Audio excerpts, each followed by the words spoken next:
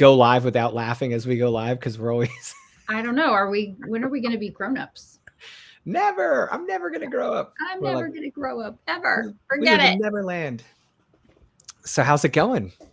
So good. I think no, I was about to lie. I was about to say, I think I'm recovered, but that's not true. No. No. Yeah, we it's gonna take a lot longer than that. I'm not gonna blame it on anything to do with our ages. No, has nothing to do with the number that I start my age with or That's right. anything like that. It has to do with the amount of fun that That's we right. had for the number of days we had it in a row and the amount of people we were around. And so when you do that math formula, we're That's it. tired. We're still tired, but it's a good tired, right? It's like it's a cool heat like Las Vegas, right? It's a cool, what do they say? It's a dry heat, so it doesn't affect you. It's like Dry heat. liars, all of them. So it's a Yeah, good that tired, if there is such a thing as a good tired. What are you doing? How are you? a little bit of the same. All the travel and good times and just being in a different time zone and then coming back to the mayhem of the kids and all the things and everything was like this is one of the busiest weeks of the year for the kids. So Tammy and I basically live this entire week for their schedules. So it's kind of Oh, crazy. Like we actually are not going to be able to breathe until next Monday. oh. So Merino Mayhem is stemmed from what? Merino Mayhem. We've Yeah, got theater kids doing theater. This is the week all the shows go live. of My course. daughter's Madeline's doing a like a concert at Busch Gardens the same day that the theater shows launch. So we have to Wow. go. Like I'll be at Busch Gardens at 7 o'clock in the morning. Should I say congratulations or a prayer? Which Well, it's one? gonna be great. I missed her last concert in December because we were at EBM. Are you So blaming it on EBM, are you? yeah, so I literally told my only daughter, I love you, but I have to go to Nashville. I'll see you in June. No, just kidding. Wow. Kidding. Perfect. I'll check my mailbox for Yeah. packages from Yeah, her. so that's been like what's going on here at the house. It's just been a little bit of craziness with that. And it's a blessing because it's that time of our lives when we're able to have these types of things eating up our schedule. So we're enjoying it, but it is a bit beat me up-ish. Yeah. And the trip last week was awesome. So What was your favorite part? well, just getting to see everybody. So I spend so much time doing this and speaking with people on video that it's just nice to be together, you know? Yeah, it was funny to see you in person starting at trivia. I was like, oh, you're a real person. Yeah. So for those that don't know, I traveled to Nashville last week and Honore hosts a very awesome gathering once a year. And I was able to take part in that. It was great. Yeah, we have an annual crawfish boil. And for those of you that are Yankees or who are not in the loop, I was not in the loop for a good part of my entire life. Then I married a Southerner, and so I'm Southern by marriage, and we do all sorts of fun things as Southerners, such as frying turkeys and boiling crawfish. Yes. So a crawfish boil is just a big, fun opportunity to have a good time with friends. And I see your dad. Hi, Charlie. You said Um, Yankee. oh, well, but I didn't know. I mean, I wasn't saying it as a bad thing, although some people would, right? I Yeah. was just saying, like, when I was first introduced to Byron, the woman who introduced us says, and he fries a turkey for Thanksgiving. And I was like, women don't eat fried food. What are you talking about? Like, I don't eat fried anything. Why would we fry a turkey? And then I had the fried turkey, and then I had unfried turkey, which was a reminder of why we have the fried turkey. And then we had a crawfish boil, and the crawfish boil is just fun because it's an unbelievable amount of work, Mhm. but it is the most wonderful, fun, laid back thing.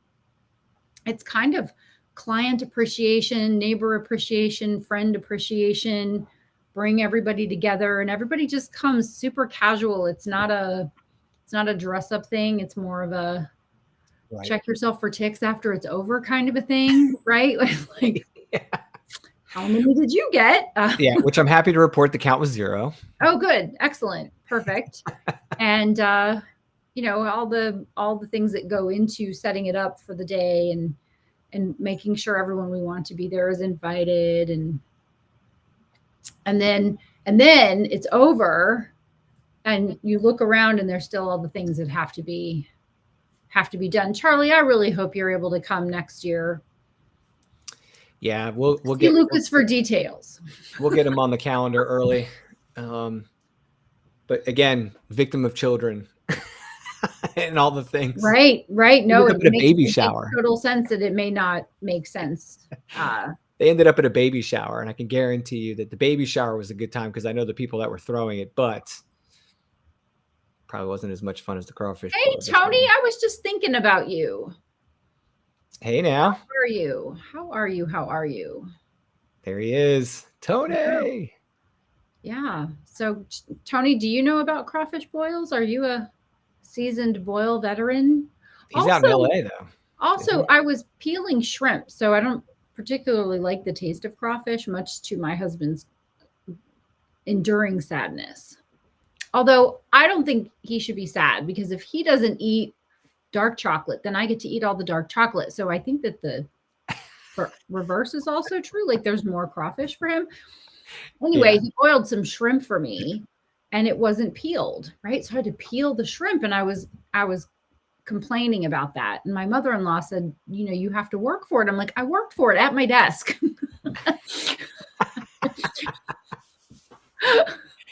I already did the work. It should just be ready for me to stuff in my pie hole. But she did make some fresh cocktail sauce, which was excellent. So I have a jar of my mother-in-law's cocktail sauce in the refrigerator. And then you missed it, Lucas.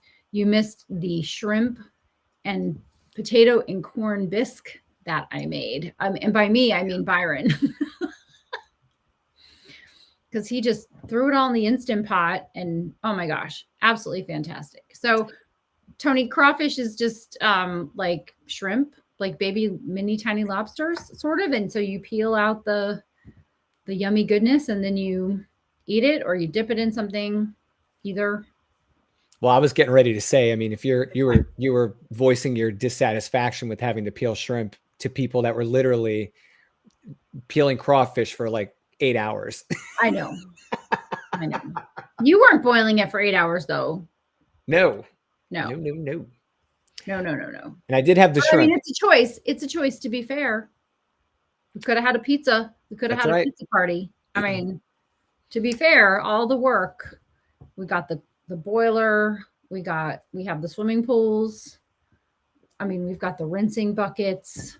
We put up the 32 by 20 tent. I mean, it was a whole thing.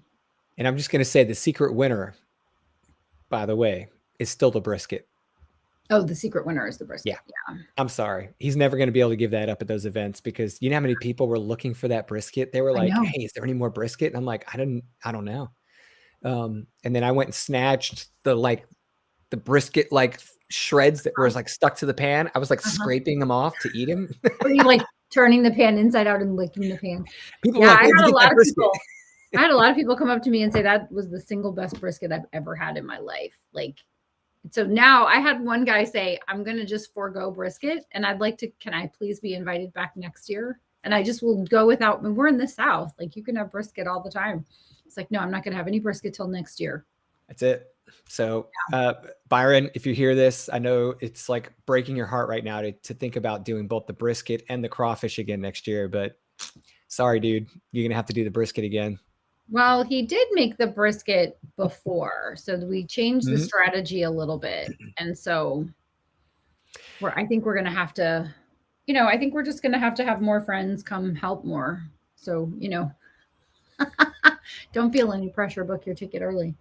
And next year I'll plan it in a way where I can like actually like I would love to learn how to help him with that brisket, because if that's what it takes to make the brisket happen, I'm Uh-huh. there. And the other thing is, by the way, best smell of cooked meat I've ever experienced in my life was when he took that out of the cooker the night before. No. I was like, oh my God, we have to eat this right now. And we weren't able to touch any of it. No. But like that right there just sealed the whole trip Yeah. for me. Just, I didn't even get to eat it. Oh, what's happening? What's happening in the foil? What's happening? Oh my gosh, that was insane. And so Well, that's you'll right be before. having some in June. Yeah, well, I don't know. Are we? Yes. Oh, yes. Yes. Yes. Gotcha. I think that's why half of EBMs comes back, right? Is they're like, Right. the instructor's okay. We might make some extra money, but really, Really, it's about the brisket. So really, it's about Byron's brisket in June. That's why we're coming. yeah, so for people that don't know, Honore hosts the Empire Builders Mastermind, and it is a collective group of entrepreneurs, and we meet on site as a group twice a year. Yep. And the June meeting is always like the most, I guess you could say, Fattening. It's like, what's that? Fattening.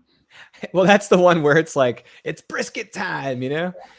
Because December's a little bit different structure, the event. It's the year kickoff and everything. Yes, it's the working meeting. This will be, although we're going to work this year in June. Yes, we're going to work in June, but we're going to eat like it's our job 3 days in a row. Yes. So yeah, so we're going to cool places, we're eating cool meals, and we end with brisket at Shea Quarter. So awesome. Yeah, it's a good time. So obviously, yeah, there you go. There's Jen. Hi. There's Jen. I'm coming for the brisket. See, we're not making it up, folks. It's a real thing. And Jen, thanks for, hanging out the whole time with me and like getting to see your son. It was so good to see Aiden. And man, that kid is cute. It's almost like one of those things where the kid is so cute, you don't want him to grow up because he's not going to be able to compete with his current self in the future. Yes. My favorite line of the weekend was, Mom, I need power and chargers ASAP. That was my favorite line. I need it ASAP. Like ASAP. I mean, when a 10-year-old says ASAP, you're like, okay, I'm on it. Let's do it. Yeah. Yeah. It was really cool. And he is just adorable. So it was, what am I doing? I'm like hitting all kinds of buttons several times. So what kind of projects are you working on right now? So right now I'm working on that EBM June meeting because just like a crawfish boil, there are a lot of moving pieces and parts. And so getting all that stuff, unless you all don't want to eat the entire time, then there's no preparation necessary. So I'm getting all of the things ready for that, which also means getting ready for EBM 24. Right. And my next book, Write Your First Nonfiction Book, is with Catherine Turner, the proofreader in Ireland. So it's getting a bit of an Irish polish. And so that will come out the last Monday in June, which I think that's June 26th. Yeah. How exciting. Which is the day before the meeting starts, right? I don't know what I'm doing, launching a book the day before. Oh, the same week? Yeah. Yeah. Can I persuade you to move that date forward a week? No, because then the following week is July the 3rd. No, I mean, like you'd have to move it forward. You'd have to move it earlier, right? You couldn't move it later because of the 4th of July. I already have such a short runway on it right now. I'm good. Right. It's good because, launch week is not when you're doing things. It's before the book is launched that you're doing things. So it's the week before that I'll be extra busy. And then I won't be able to worry about what's happening with it because it'll be out and I'll be focused on all y'all, which is plural for y'all. Use. Well, it's Utes and youths, right? Remember from My Cousin Vinny? Yep. So I'm working on that, the companion journal for that. And then there will be a course. All of those things will be coming in relatively short order. And then with any luck, There will be a couple of other things that will have commenced in the meantime, book projects, aspiring authors I'm in conversation with. And then I'll be on vacation. Excellent. Then I'll take a bit of a break, which is dangerous when it comes to me, because all I do, when I take a break, then all I do is like say, I have this idea and this idea and this idea. Yeah. So getting me out of the game and onto the sidelines with ideas, which is why I'm so busy this year, because this time last year, I was like, let me think about all the things that I want to do. So, well, when you told me about your publishing schedule earlier in this year, because we were sharing our 23 goals, I was like, oh my gosh, what happened? She's gone crazy. Yeah, that's what Holly said too. Holly was like, you're insane. But I have decided to delay one book at least a year. And the other book I've pushed from September to January. So my my May book became my June book. My July book became my probably June of 24. And then my September book will publish in January. Nice. So I've given myself a nice break, because I will have had 3 big projects come out. Right. 3 big and 3 little. 3 big and 3 little, plus the courses. And I think that's enough. I can take my foot off the gas for a minute and breathe a little bit. Yeah. And also you have another book coming, which I'm sure I'll get my fingers in a little bit too. So tell me what you're working on. Well, I'm trying to, I hope Karen's listening to this. I'm trying to finish up. She's not. She's at Kent's retreat. Oh, that's right. Yeah. Okay, I'm safe. Yeah, you're safe. You can say whatever you want, because Karen's not going to see it, at least for like till next week. Yeah, when she sees this and hears this, she'll actually have my manuscript in her hand, so we'll be safe. You'll be out of jail. She'll be pinned down by the manuscript at that point. Trying to wrap up the course pricing strategies manuscript so I can get that back to her for the, I guess you could say, second round of edits, which is really the first official final draft edit for this one. Right. And I'm doing the schedule a little differently with this one, because I had so many other projects on the table. I didn't want to have create conflict. And I had too many too many things landing within a month of each other. So I was like, right, which of these am I going to be willing to sacrifice? Only one of them was not like a public obligation. So I was like, okay, course pricing strategies will come out basically on this rolling schedule. And it's actually working out really well, because I feel the pressure to get it done. But at the same time, I don't feel like I'm sacrificing anything in the product development to make that happen. So that's been nice. What's the size of that manuscript, Lucas? Are you doing a little book or a regular book? No, it's shorter than Monetize Your Book with a Course. I think Monetize Your Book with a Course ended right around 37,000 words. I think it was right around there. This one's closer to, I think, 20. It's a little less. So it's going to be a Better Business book size, right? Yeah, and it's a good question, because I haven't figured out what size I want to print it in. So write your first nonfiction book this book is 15,000 words. Right. Your first nonfiction book is 25% longer. So I'm going to print it the same. It's going to be the same dimensions. It'll just be thicker. Gotcha. It's upside down, I think. No, it's not. Or am I not. Backwards? Oh, it's just backwards. That's all. It's not backwards. You're backwards. Yeah. Let's just be honest. What size is that one? This is 4.2 by 7, Tony. And the reason for the size of this book is when I wrote my first book, Tall Order. So it has since been revised, expanded, and updated 5.5 by 8.5. So it's a normal book size. It is, do I have one on my desk? No. Yeah, here we go. So this is 5.5 by 8.5, this size. This is 4.2 by 7. So the reason I did this size with my first book is because I wanted to have something that would fit in a man's suit jacket pocket. So as a business and executive coach, when you're passing out business cards, someone takes your business card, they put it in their wallet, their pocket, whatever. What happens to it? No one knows. Right. But ultimately, it's a piece of trash waiting to happen.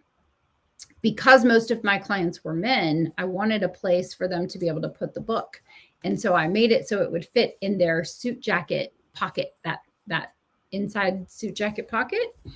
And that was really a popular size. It was a popular size. It was easy for people to not only carry with them without having to have a book in their hand, right? What are they going to do with it? Go set it down where they're going to sit or whatever. It also lends itself to being read, because you look at a book that size and you say, I can read that. Yeah. If you look at a book this size, you're like, oh, I have to set aside time to make the time to read that. So I wanted something that distinguished me as an expert and the authority without someone having to commit hours and hours and hours of their time to read it. A book that's about 15,000 words is going to take someone between 45 minutes and 2 hours, depending on their reading size, how smart they are. Right. Slower the reader, questionable intelligence. It's an inside joke, guys. I'm an inside joke. I'm not calling people dumb. Just Lucas.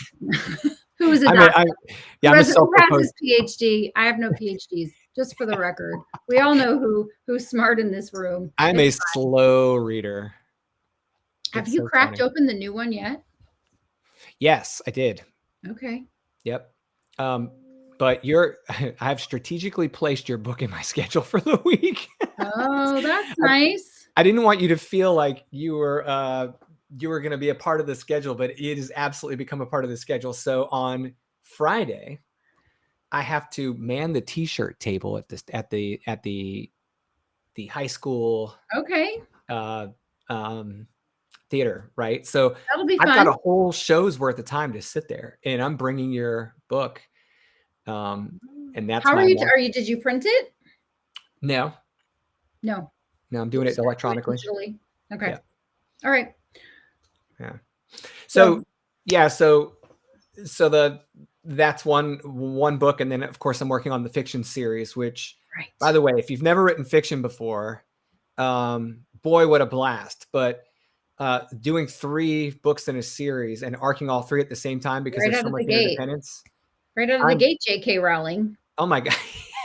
Well, I'm glad that you recommended I get in touch with Zach Bohannon early, because Zach and I have been able to take the time to arc it properly. And I couldn't imagine trying to do this part quickly and still come up with the same quality. Yeah. Without sacrificing the quality of the story. Yeah. I don't care what anyone says. It takes a while to kind of sit with that. And I think a lot of people do that while they're writing. So I don't want to do that. I think everyone's process is different. And I think the trick is to figure out what your process is. I think that's the trick, right? Because if you listen to 100 authors will say 100 different things, or they'll say 30 different things. Right. Right. There's a pantser, there's a planter, and there's a plotter, right? Or there's a pantser, a plotter, and a planter. I'm a planter, right? I kind of plot a little bit, and then I pants a little bit, and then we end up with something. Right. And this is different than for me, at least, because of the way I've done my nonfiction has been outline driven and then right into it. And then I plug in the holes where I see them after I've built out the first revision of the book or the first edition of the manuscript. And it's been a bit different with this because they're complex. It's a pretty straightforward linear story, but it does have some going back in timeness to it. So I've got I had to make sure I built the layers properly, I guess, so that the cake comes out in the right order. Yeah. Awesome. I love it. And I had to fight my natural tendencies as a story writer to do certain things that probably weren't going to make the story as good as it can be. So I had all kinds of terror and madness involved in this thing at first. And I've had to change the way I'm approaching some of that. So interesting. Yes. So, It's and going to it's be actually so going to be a fun. better story by doing that. It's So going to be so fun to celebrate that with you for sure. yeah, thank you. So, okay. And then the last thing we've both been working on has been the EBMC, right? So you and I have been building out our calendar for the community. We've got, guys, I'm telling you right now, if you're not in the community yet, you're going to want to go check it out because we've been plotting your professional development without you. We're talking live sessions, Yeah. highlighted courses for the month with challenges and the whole deal. So we're really trying to make sure we can build something that'll be really fun for you to do with a community of like-minded entrepreneurs and give you access to some courses that are really helpful. So Yep. Yep. All the things. that's all the stuff. Yeah. But this this is obviously part of growing as an Right. entrepreneur, right? Like you wouldn't Right. get into that world and do something like that if you weren't trying to grow as an entrepreneur. And I mean, you must be on another planet at this point if you don't realize that Honore is my mentor, as well as a partner and a friend and all the things here in the business. But she is my business mentor, and I go to her for a lot of like the things that are coming next for me that she's already experienced. Because even though I'm years into this, I'm not as far into my journey as an entrepreneur as she is in her, especially in this world. It's a different world than the world I came from and the world I existed in So as an different. entrepreneur. Yep. And so today's topic about buying back your time as a business grows is something that we all experience and live, but we deal with it in different ways. And Honore, I'm just grateful that you're willing to share some advice on that today, because I've been going through quite a bit of this for the last 2 years. Yeah. Right? Yeah. Yeah.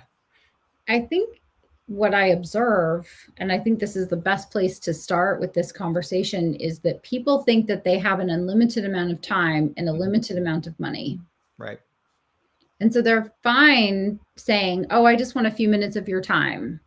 Or can I just pick your brain about something for 5 minutes? And I have drilled down my annual goal, what every single minute is worth. And I just think to myself, am I willing to give that person $10, $15, $100, $1,000 worth of my time? Because then once it's gone, you can't get it back. Like the time has passed. And when the time is gone, and I am incredibly protective of my time, even up to and including the discovery calls that I have, it's 15 minutes. And I'll have people say, I know you're very busy because I could only get 15 minutes on your calendar.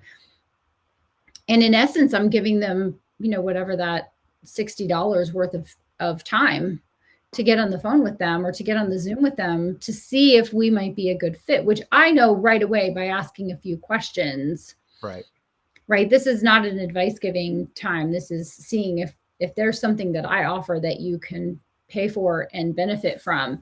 So I think let's start the conversation with, you don't have an unlimited amount of time. You can always get more money. You cannot get more time. And once you have spent your time, you have to look and see, did I invest my time or did I waste my time? And it's not a judgment. I'm only worried about me. I'm only focused on me and my time. But it's a solid question. And I was meeting with an entrepreneur yesterday who is incredibly successful by anyone's measure. And we were talking about him writing his book versus paying for a ghostwriter. Well, a good ghostwriter is going to cost you $70,000, $80,000, $100,000, $250,000, depending on the ghostwriter and the books that they've written. That cost is going to vary, but you're looking at spending more than the average American salary on a ghostwriter. Right. But he said to me he's like, I can make more money. He's like, if I spend my time on something, he said, I could spend the same amount of time. He's like, in 2 phone calls, I could make $200,000. Later in the conversation, he said, but I'm going to write my book because I want to make sure my book is profitable sooner. And I said, based on what you just said a few minutes ago, it would make sense for you to hire the ghostwriter to buy back your time, because the amount of time it's going to take you to write your first book is going to be an amount of time you will shudder about later. When you think about if you had just hired a professional to handle it for you and spent the extra time, and he's like, give me an example. And I said, well, you're going to work with a ghostwriter for about 20 hours. And then they're going to go off and write an entire manuscript for you. And so instead of 20 hours, if they write it, it's going to be 200 hours for you, 500 hours for you. You think you don't have time right now? Where are you going to find 200 hours? Mm-hmm. So I said, you should buy back your time and pay a professional to handle those details like you're paying me to handle the publishing details for you, because you want it done right. You want it done right the first time. You want to have control over all the things. And he said that makes sense. And so we're not talking about, in this conversation, we're not talking to probably people who make hundreds of thousands of dollars with a couple of phone calls, generally speaking.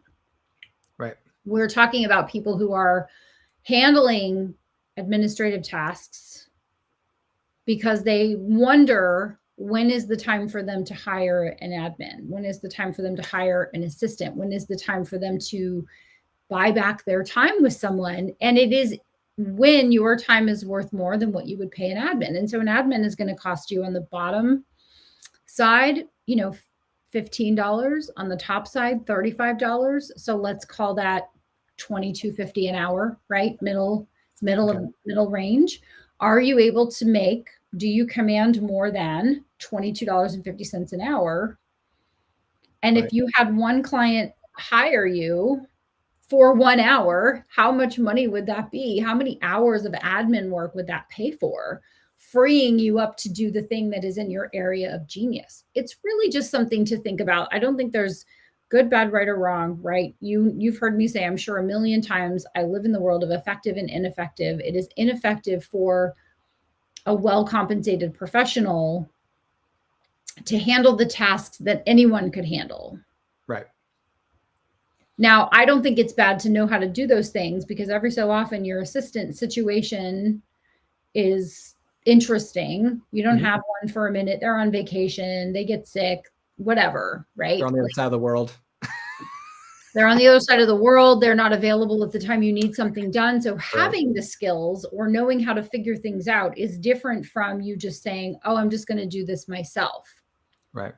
So hiring and finding the right person, which is not this conversation, it's something we could talk about at another time, is also a strategy. But I think it's really just turning people away from them thinking that the sun is their time and they have plenty of this, always plenty of time, always going to have plenty of time. You're not always going to have plenty of time. Right. Right. And you need to do the thing that moves the needle. Right. Well, I was going to say there's an opportunity cost, right? Yeah. So it's not always just about like, when you start thinking about what's your time worth, I've had people tell me, well, I'm not going to rack up that many coaching clients. So even though I charge that much an hour for coaching, I don't charge that much for clients. And I go, yeah, but what would you have been doing during that time that leads to you getting those coaching clients in the future?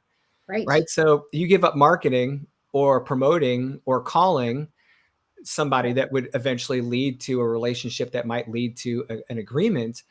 That's different. And like for me, if I'm shifting away from client-based work toward, a different model, toward a product model versus a service model, there's an exchange there. And I think the worst thing that you could do, just, experiencing that recently, the worst thing you can do is lie to yourself and say that you're better off staying where you were, when clearly all the numbers point in the other direction. Because and I think some people might be afraid of the dip, right? So they're like, hey, I know there's going to be this drop for a while, and then you come out of it, because it does take a little bit of time for that transition to pay off.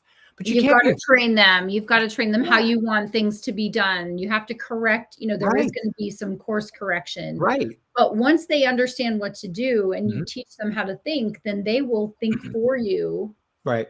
Which is wonderful. And then, there's the other side, which is that person should be putting systems in place so that neither one of you have as much. Right. Right. It's funny about not necessarily the systems themselves, but the world of work. I've dealt with a lot of people that deal with like multiple types of software and different things, and they start to skew who it is they're hiring, right? They're like, well, I need someone that can do all of these things. And I'm like, well, that's actually two people. Right? Maybe not by volume, but by skill set. Like a virtual assistant's probably not going to be an advanced video editor. It's like, Right.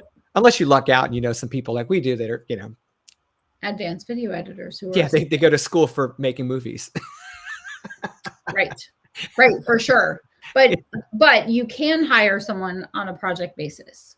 Yes, you Can absolutely hire someone to handle a certain set of skills for you. You don't have right. to have one assistant that does everything. You can have different people that do different things. Just like when we're publishing a book, we don't have one person that does editing, proofreading, graphic design, copywriting. We have several different people that fill those slots and do those jobs, and you pay them for the work that they do.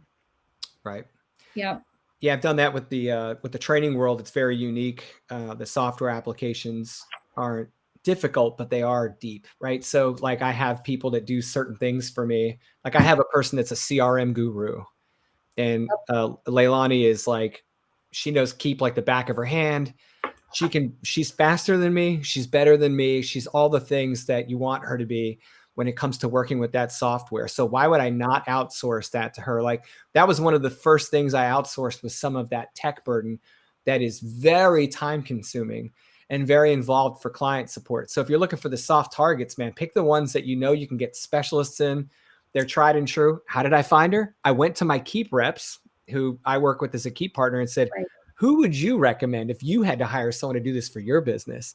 And that name popped as the only one. And that's why I engaged with Leilani. We've been working together for, I don't know, since last fall now. And she's fantastic. And I don't even look at my own CRM anymore. Even when it's not client facing, if I go to my CRM and I need like a bunch of stuff done, like pipelines built or sequences, I go to her and say, do you have some availability? Awesome. And I've even paid her to do things that I know I don't need right now that I'm going to need in the future. Right. Yep. Just to get ready, because you're not going to have the time and capacity to do that. The other thing I've done is like some specialized skill work for my clients. That's basically project type work, but I have a master training specialist who helps me, because if she wasn't doing it, I'd be doing it. And so, finding someone that can have some of those special skills negates that whole excuse of, well, I'm the only one that can do these things.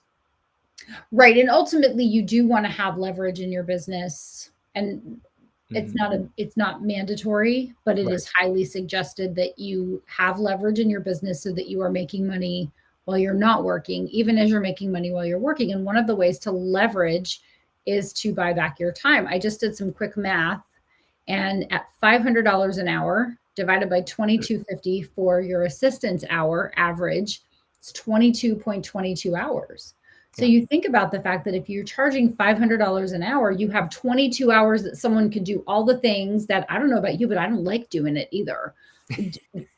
I don't like the administrative tasks. They're not my favorite. Well, they hold me back. Right. Yeah, they are definitely.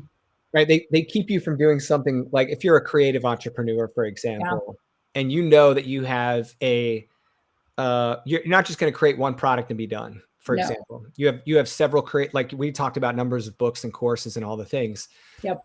For you to do that and to do that right and to do it at the level that you do it at, it's time consuming. So it's delaying your ability to do that when you're burdened with the hours on the admin. It's funny when you mentioned the $500 in that 22 hours, the first thing that popped in my head was, if I told you right now you could give me $500 and you don't have to work half of next week, would you do it?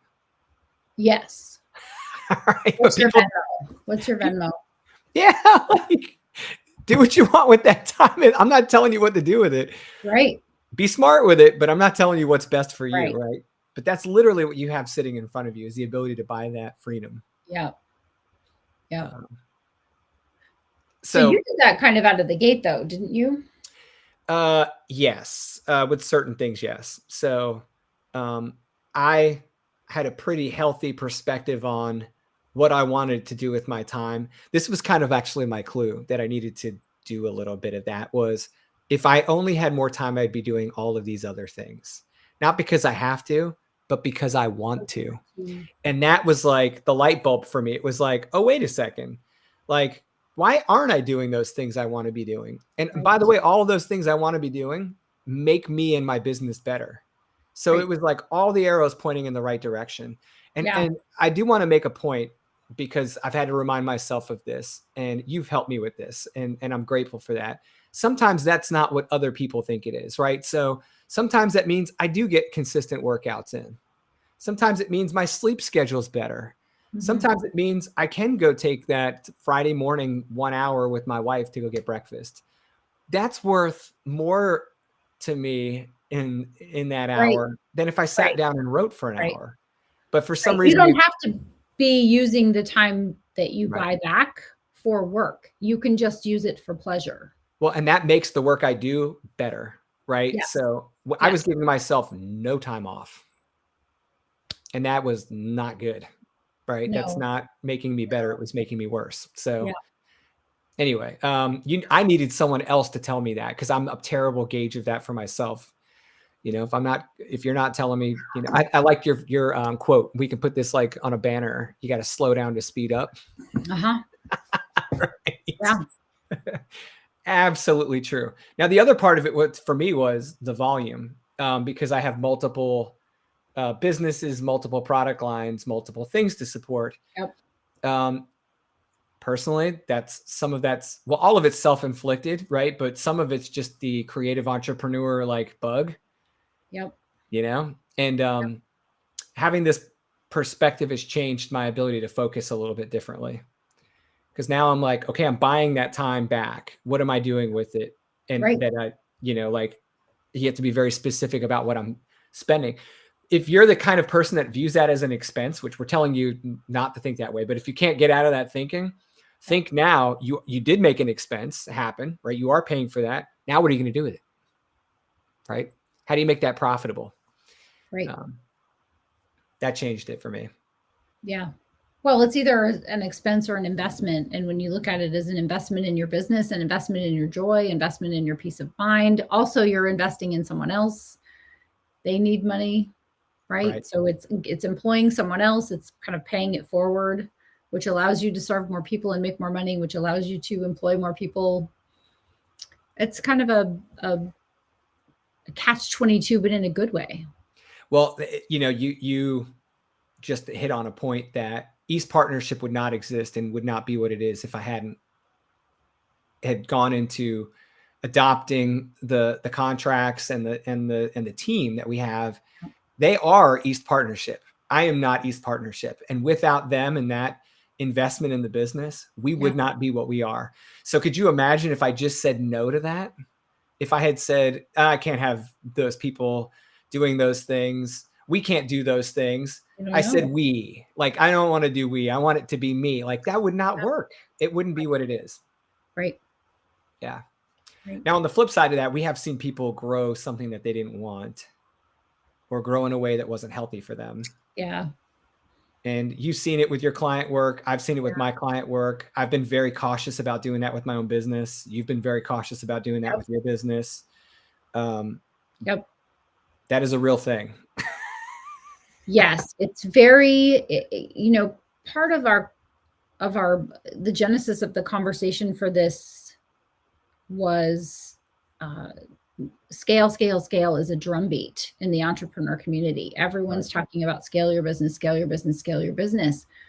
But if you don't do it carefully and intentionally, and there's no reason you can't scale, right? You do want to scale, but there needs to be like, this is your top line and this is your bottom line. So it's fun just to kind of let this ride and let this continue to grow. But I see a lot of people do this. Mm-hmm. And so they're making more money, but they're spending more money. They're spending more money on people. They're growing their organization. And, is it impressive to say, I have 800 employees and I have blah, blah, blah, blah, blah, blah, blah. But it's like, if at the end of the day, your profitability is this much, I like a 90% profitability myself. Yeah. Right? Like, sweet. Right. It's nice to keep the majority of the money rather than to have the majority of the money spoken for. Right. There are all different ways to do it. There is no right way to do it, but I think there are more effective ways than sometimes we see people doing it. And when the drumbeat is, I want to scale, I want to own more businesses, I want to have more product lines, I want to own more properties. It's kind of like, I know several of my wealthy friends have multiple homes. And so then they have multiple staffs. And so a lot of their time is spent managing the staff, and this one didn't show up, and these two are fighting, and then the overhead and all the things. I mean, there's a reason that there are disruptors that come in like Verbo and Airbnb and stuff like that. Is it Verbo or VRBO? Anyway, it's also the reason that work was right. Because when you recognize the true cost of something, and when you start the month and you're 50,000 or 150,000 in the hole, right? Right. It's like they say at the beginning of every year, there's like Independence Day or something, March something is the day that you work from January 1 until March something before you're profitable. Right. Right. Before you start to earn your own money, like you pay the government first, and it's those first 2.5 or 3 months. I forget what the date is. It's sometime in March or April. Yeah. So when you think about that, when you start every year and you're like, I'm just working for at least 60 days just to pay for my tax obligation. A lot of people do that to themselves in their businesses. They wake up and they don't have a line of sight to, this is my projected revenue. These are my projected expenses for the month. That's good. This is good. This is good here. This is good here. Right. So if you don't do anything, you have more than enough to cover what your expenses are. But a lot of people do this. My projected revenue is this. My projected expenses are this, or my fixed expenses. My fixed projected expenses are this. And so you're starting behind, and you're just running to catch up the whole time. And I think that's dangerous. One of the ways to do that is to increase your likelihood of being profitable by buying back your time and getting rid of the things that you don't like to do that are task items that almost anyone can handle. Right. Anyone can schedule an email. Not everyone can write an email. Right. Well, can you talk a little bit about that? Because that's something I've never outsourced down to that level with my own business, meaning like I've never had a full service VA in my business. Can you talk a little bit about how to let go or how to manage that, I guess is a better way to say it? Sure. So for me, I look at the life cycle of a client. So I'm kind of going to pull back a little bit and talk about the life cycle of a reader or a client or an information cycle. Okay. We can say it like that. So when someone wants to write a book, they're looking for good guidance. Writing a book is an annual event. It's meant to take a year or so to do it properly. Yes, it can be done faster. Yes, some people do it much slower. I'm using that as an average. Right. My suggested average is that someone planned to take a year to write their book. And if they write it faster, or their ghostwriter writes it faster, and they can understand the publishing process and can do it professionally, then it can be done significantly faster. But let's just say it's your first time. It's going to take about a year. My goal is to write content. Frappuccino. Random tail. She's like, I want you to pet me right now. So for our listeners, Frappuccino's a cat. I'm not just playing with a tail. Yeah. There she is. Hey, baby. Super annoyed. Super annoyed. By the way, the furriest cat on the face of the earth. Yeah, she's like this big, but with her fur, she's like a monster cat. So if the life cycle of a client or customer is, let's say, a year, as in the case of writing a book, then my goal was to write a year's worth of daily content. So basically 250 emails, and then Saturday is a recap, and Sunday everybody rests, right? So I spent an entire year writing this daily, just 2 to 3 minutes of reading meaty content. Like, here's your action item for today. Here's your homework for today. And then tomorrow I'm going to come back with the next step in the process. And I cover the 5 stages of book writing. So crafting, writing, publishing, launching, and marketing, and then a little bit of monetizing, right? So I cover all that in the course of a year's arc. So wherever somebody comes in, like right now, as we record this, I'm in marketing. And marketing is a whole lot of the process. Yeah. So I have days and days and weeks of marketing advice, one bite at a time, to go in concert with, you must market your book. I must market my book workbook, book marketing mastery, the course, right? So there's a life cycle an arc, and then the information that I've created to go along with it. So I've created that content, and now the job of my VA is to find that information and then put it in drafts for me so that I can make sure that Monday's email sounds like it's on a Monday. Friday's email sounds like it's on a Friday. If there's something referenced in the copy, that it's correct, to create a graphic so that it's like I wrote it yesterday for it to go out today. But in fact, it was written a while ago, customized for today, scheduled for today, and goes out today. Right. Yeah. Perfect. So I'm not delegating everything, but the pieces that I'm doing are the pieces only I can do. I'm the only one who can write those emails. I can't outsource that. I can't chat GPT them, right? And I'm not doing that anyway, but like that's specific content that comes out of my brain.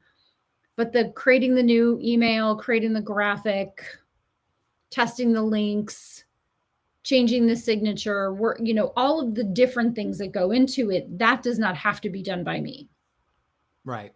And so I contribute to the email. I write the email, but I do not do all of the technical things around the email, or at least I don't want to. I can, but it's not my favorite thing to do. I would prefer to write more content or create more books or whatever that looks like. Well, and I like that there's an accountability in there as well, because you're having to work with somebody else. Yep. And when you're driving the train, it's easier and you're collaborating with someone else while you're doing it. It's a little bit easier to hold yourself accountable for what's coming out the other side of the machine, right? It's like you're able to relax a little bit on some of the work, which gives you a better ability to focus on executing on time and with the right flavor and everything. I love that. And I've done this with like building email sequences, for example, with partners, where they've, put it together, and then I review it and I'm like, this is great. Let's put a little angle here. Right. You can kind of step back a little bit because your brain's not completely, involved in like every single word, like having to draft everything from scratch. Yep.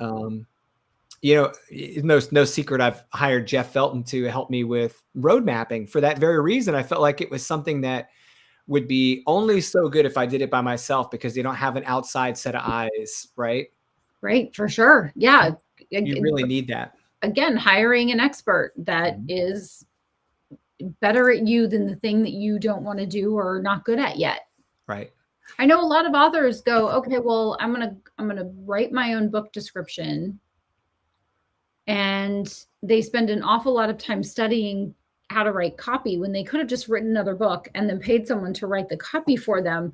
But it also depends on what kind of a writer you want to be. Like some people want to be copywriters. And I know people that studied copywriting such that they could write book descriptions, right? And now they have a side hustle where they make a little bit of money writing book descriptions. And that's really fun. I'm sure I could make a living as a ghostwriter, but I don't want to. I don't want to. Don't make me. Yeah. Don't make me do it. Don't make me do it. Yeah. So well, and I think you just hit on something really important, right? Like those people develop those skills and they took the time to develop those skills. And it doesn't mean that has to be the end product, right? Like you can hire somebody with those skills to develop this thing, and then you can take it and just make it a little bit more your own, and you're done, right? So I think sometimes the entrepreneur is like, well, it's never going to be right. I'm never going to be satisfied. But dude, if you just saved yourself like 2/3 of the work, you end up doing 1/3 of the work instead of all of it to make it exactly what you wanted. That's good too. Like it doesn't have to be a total solution. I'll put my academic hat on. It doesn't have to be absolutes, right? Like anytime you see absolutes, it's like a red flag.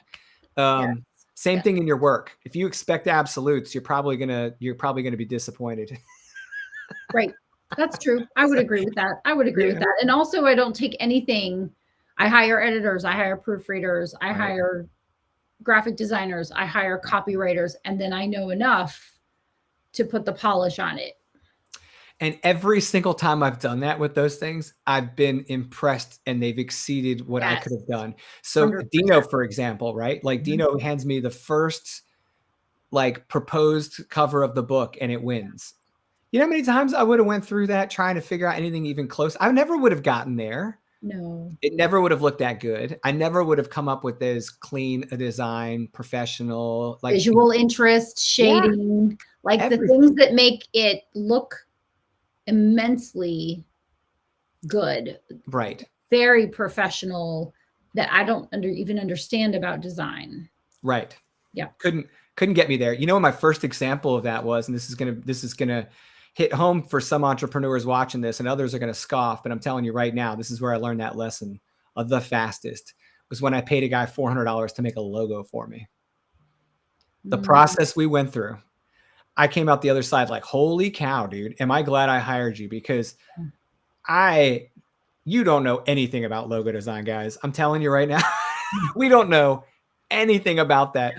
And when you hire someone that does that for a living and they actually have a background in that and in the design of these things, there are elements of it you would never predict. And it blew my mind. I was like, dude, that was worth my money every bit of the way. So yeah, I have logos all over the place. I've got my publishing company logo. We've got the EBMC logo. Yeah.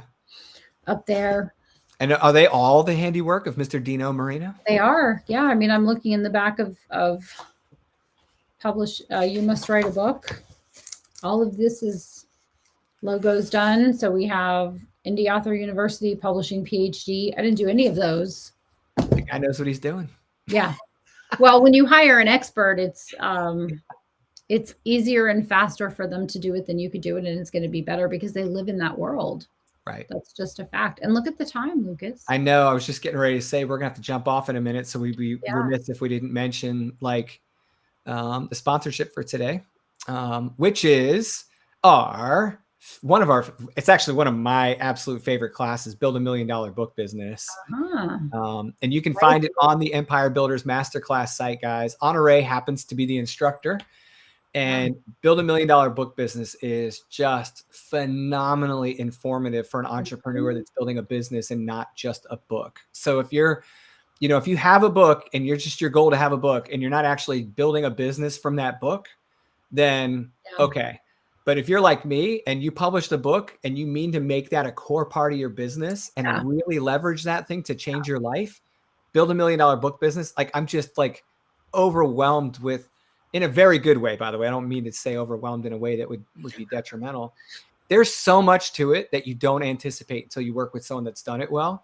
And so having that course gives me the ability to like take my time stepping through all those things and learning just an amazing amount of information that it takes to really build a business around your book. Is that a good enough pitch? Yeah, thank you. I wasn't expecting all that. The course came about because I had really unintentionally built $1 million book business from different streams of income. And when I was sitting and talking to a fellow author one day, he just was like, this totally blew my mind, all the different things that you've done by repurposing content and those sorts of things. Thank you, Tony. So, and I just want to make sure people understand, this isn't like a business that produces books. Like it's not a business about like being a publisher. This is an author's business, right? It's like if you have a book in your business and it's a key part of your business, which if you did the book properly, there's no way to avoid that, guys. Right. I'm just telling you, right? It's there to be a workhorse. That's right. It's there to be a workworkhorse for sure. So absolutely wonderful course. I love it. And it's been my little partner in crime here. That and the book marketing mastery. Those are like my two like cling. Cling. Checks in the mail. Yeah. Anyway, it's worth looking into those courses if you're in a situation where you're trying to learn how to get more into the business side of this and leverage that product and free up a bit of your time to do it and do it right. So awesomeness. Well, look at us with 15 seconds left. Nice. Actually 45 seconds. I apologize. Yeah. Any parting shots, Miss Honore? Oh, just thanks. Thank you, Tony, for your kind words. Always lovely to see you. Renee, thank you for popping in. Hey, I miss you already. Charlie, thank you so much. Good to see you, Pops. I think we got everybody. Hopefully we'll have some people leaving some comments later. We're just so happy that you joined us in these conversations. And of course, listen to the podcast, like and share, click the button, ring the bell, all the things. And we'll see you next week. Yeah, I almost forgot to like hype the podcast. It is live, guys. Get out there on your favorite streaming platform. It is hosted on Podcasts for Spotify. So if you're looking for the home, go to Spotify and make sure you guys subscribe, and we'll see you guys in the next episode. Yeah, take your dog for a walk and go listen. That's right. Thanks, All right, everyone. see you next week, guys.